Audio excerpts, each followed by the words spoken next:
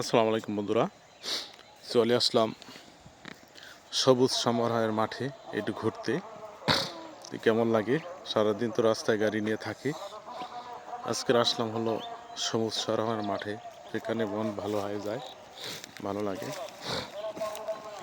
সারা জীবন দেখে আসছি এবং শুনে আসছি লাউ গাছ হলো মাচা দিয়ে লাগানো হয়, কিন্তু এই অঞ্চলে আজব একটা বিষয় দেখলাম।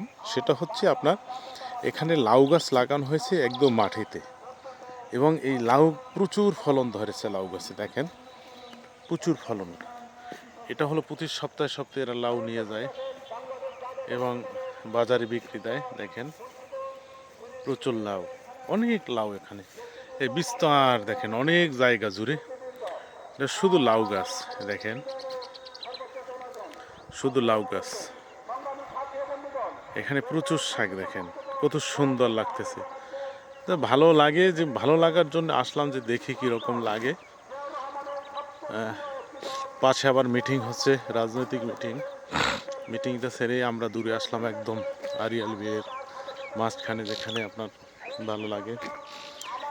বর্ষার সময় এই বিল থেকে মানুষ হাজার হাজার কোটি টাকার মাছ বিক্রি করে, এবং প্রায় কোটি টাকার শামুক এবং শাপলা বিক্রি করে।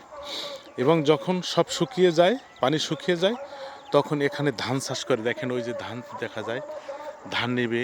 তারপর হলে এই যে সবজি, বিভিন্ন ধরনের সবজি, এখানে লাউ, মিষ্টি কুমড়া, শসা, ধনিয়া, অনেক বিভিন্ন ধরনের যেই সবজিগুলো আপনার এখানে চাষ করা হয়, সেই সবজি দিয়ে আপনার এই অঞ্চলে কাভার করার সময় বাহিরেও বিক্রি হয়। ঢাকার বাহিরে, ঢাকা নিয়ে যায় এখান থেকে।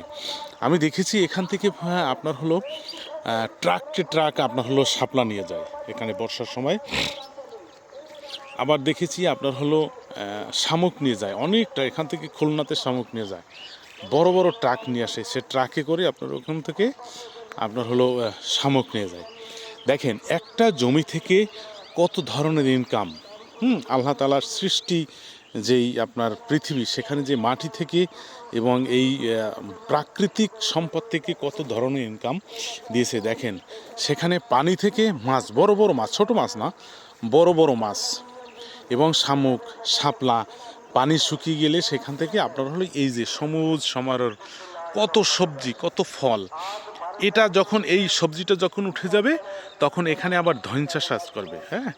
ধইঞ্চা বা পাট শেষ হলে আবার যে বর্ষার সময় আসবে, এরকম মানুষের আল্লাহ তাআলা যে মানুষের জন্য যে অপ্রীতিতে যে দান করে গেছে, এই ধানের কোনো শেষ নেই। কিন্তু আমরা সব সময় আফসোসে থাকি, আমরা কখনো শুকরিয়া আদায় করি না। কিন্তু উচিত, আল্লাহ তাআলা আমাদের জন্য যে এত কিছু সৃষ্টি করেছে, এত নিদর্শন দিয়েছে, তবু আমাদের কোনো তৃপ্তি নেই, আমাদের কোনো শান্তি নেই। আমরা কখনো শান্তি চাচ্ছি না এবং শান্তি পাওয়ার চেষ্টা করি না। দেখেন মানুষ অনেক কষ্ট করে না, দেখেন সবজি রোপণ করে দিয়েছে, সেখানে সে প্রতি সপ্তাহ বলেন, প্রতি মাসে বলেন, আপনার সবজি নিয়ে যাচ্ছে, সবজি নিয়ে বাজারে বিক্রি করে দিচ্ছে। এটা একদম তরতাজা। এখানে কোনো তার হলো অবৈধ বলেন, সুদ বলেন, ঘুষ বলেন, কোনো কিছু নাই। একদম তরতাজা, নিজের পরিশ্রমের টাকা দিয়ে তার জীবিকা অর্জন করছে, হালাল টাকা। কিন্তু তারপরও আমরা যারা বসবাস করি, আমাদের মনে তৃপ্তি নেই, আমরা তৃপ্তি করছি না এবং হলো তৃপ্তি পাচ্ছি না, শুকরিয়া আদায় করছি না।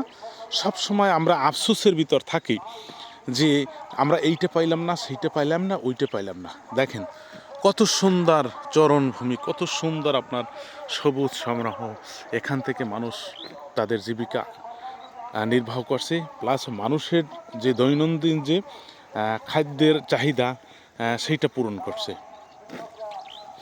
তো এই পর্যন্ত ভাই আজকের এই বিষয়টা ভালো লেগেছে, তার জন্য আপনাদেরকে আমি এই বিষয়টা একটা ভিডিও করে আমার পেজে আমি এবং আমার ইউটিউব চ্যানেল আমি এটা পোস্ট করব।